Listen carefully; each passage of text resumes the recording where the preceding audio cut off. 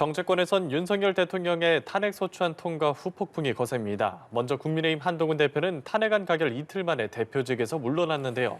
국민의힘은 비상대책위원회 체제로 전환되는데요. 국회 연결해서 자세한 내용 알아보죠. 윤솔 기자.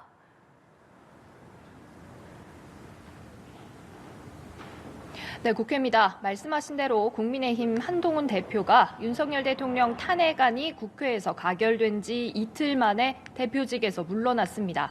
한 전 대표는 오늘 오전 기자회견을 열고 최고위원들의 사퇴로 최고위원회가 붕괴돼 더 이상 당 대표로서 정상적 임무 수행이 불가능해졌다며 당대표직을 내려놓는다고 말했습니다.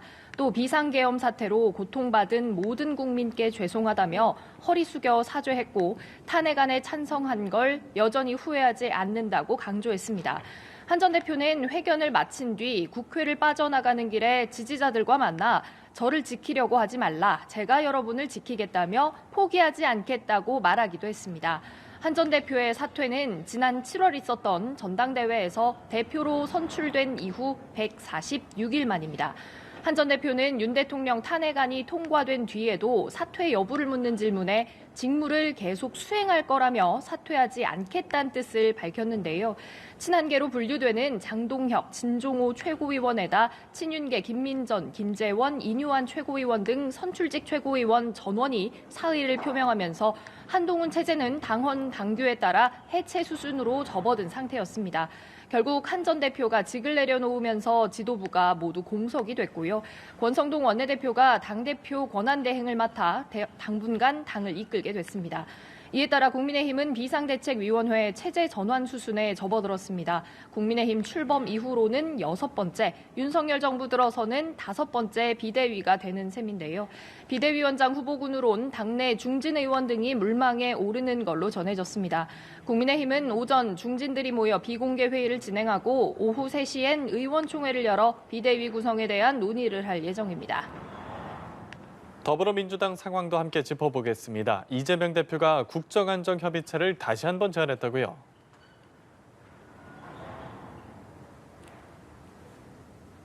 네, 그렇습니다. 민주당은 연일 여당 같은 야당 이미지 구축에 힘쓰는 분위기입니다.